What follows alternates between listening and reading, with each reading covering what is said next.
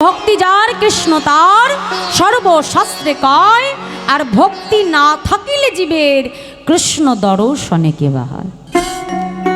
আমার হৃদয়ে যদি প্রেম ভক্তি না থাকে মা, তাহলে ভগবান যদি তোমার সম্মুখে এসে দাঁড়ায়, তাকে কিন্তু তুমি কখনোই চিনতে পারবে না। কারণ ভগবানকে কখনোই জাগতিক জগতের দু নয়নে বাবা দেখা যায় না। ভগবানকে দেখবার জন্য যেটা প্রয়োজন সেটা হলো ভক্তের হৃদয়ের প্রেম ও ভক্তি। দেখো আমরা তো সংসারী জীব মা, সংসারকে আমরা বড় ভালোবাসি। সারাদিন সংসারে কার কখন কি প্রয়োজন, এই প্রয়োজন মেটাতে মেটাতেই আমাদের দিনের বেলাটা ফুরিয়ে যায় মা। নবদ্বীপের এক ভক্ত ছিল যার নাম ছিল বাসুদেব বিপ্র। একটু মন দিয়ে শুনবে মা। তাই বাসুদেব বিপ্র তিনি আমাদের মতো এমন সংসারী জীব, তিনিও এরকম আমাদের মতো সংসারকে বড় ভালোবাসে মা। সারাদিন স্ত্রী পুত্র সন্তান এদেরকে নিয়েই ব্যস্ত বাসুদেব বিপ্র।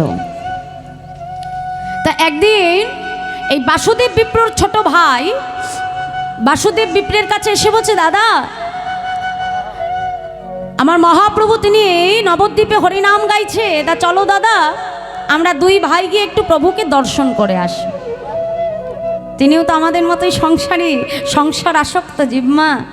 ভাইকে ডেকে কি বললো জানো, যারা দেখছিস না আমি এখন আমার সন্তানকে নিয়ে ব্যস্ত আছি, তা একটা কাজ কর, যাবার হলে তুই চলে যা, কিন্তু আমার যাওয়ার এখন সময় নেই।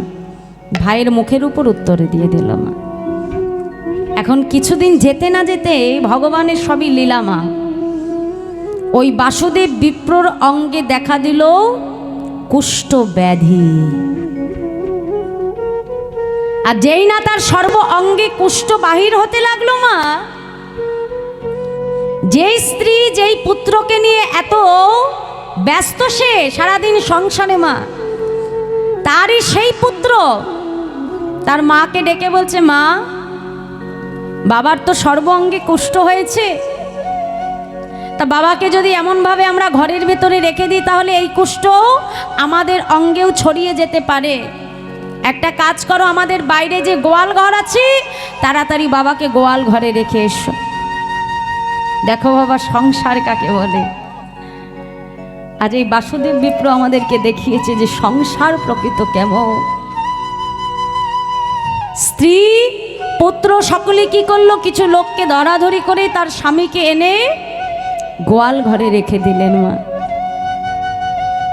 সারা দিন অন্তে একবার স্বামীকে যে সেবার বস্তু পৌঁছে দিয়ে আসে মা। দেখতে দেখতে এই বাসুদেব বিপ্রের অঙ্গে কুষ্ঠ আরো তীব্র হয়ে গেল। দেখতে দেখতে ঘা হয়ে গেল, আর ঘায়ের ভেতরে পোকা হয়ে গেল। আগে যদিও বা স্ত্রী কাছে আসতো মা, এখন তাও আসে না। তবুও বাসুদেব বিপ্র মনে মনে চিন্তা করে, যাই হোক ওরা তো আমারই সন্তান, ও তো আমারই স্ত্রী, আজ আমার কুষ্ঠ হয়েছে বলে আমাকে ঘরের বাহির করে দিয়েছে, কিন্তু যখন আমি সুস্থ হয়ে যাব তখন ঠিক আমাকে ঘরে নিয়ে যাবে। যেমন আমাদের মনেও আশা থাকে বাবা। দেখো সন্তান যতই অপরাধ করুক, যতই পিতামাতার উপর অত্যাচার করুক, মা কি মনে করে যে সে তো আমারই সন্তান, হয়তো একদিন ভালো হয়ে যাবে, একদিন ঠিক হয়ে যাবে, তাই না মা? আমাদের মনে ধারণা তো আমরা সংসার আসক্ত যে। তা বাসুদেব বিপ্রর মনেও এমন তীব্র বাসনা। দেখতে দেখতে যখন তার অঙ্গে সেই তীব্র ঘা হয়ে গেল মা, ঘায়ের ভেতরে বড় বড় পোকা, পোকাগুলো যখন বাসুদেব বিপ্রর অঙ্গ থেকে আজকে পড়ে ঝরে ঝরে মাটিতে পড়ে যাচ্ছে মা, বাসুদেব বিপ্রের কাছে আর কেউ আসে না। মনে মনে প্রভুকে ডেকে বলে, দয়াবর, যে সংসারের জন্য আমি আমার জীবন অতিবাহিত করে দিলাম, যে স্ত্রী যে পুত্রের জন্য একবার আমি তোমার চরণে শরণ নিলাম না প্রভু, আজ আমার অঙ্গে গলিত কুষ্ঠ রোগ হয়েছে বলে তারা একবার আমার দিকে ফিরেও তাকায় না। দয়াময়, এই কি সংসার, এই কি সংসার প্রভু, যাদের জন্য আমি তোমাকে চিনিনি প্রভু, যাদের জন্য আমি তোমাকে একবারও ভজন করিনি, তোমাকে স্মরণ করিনি,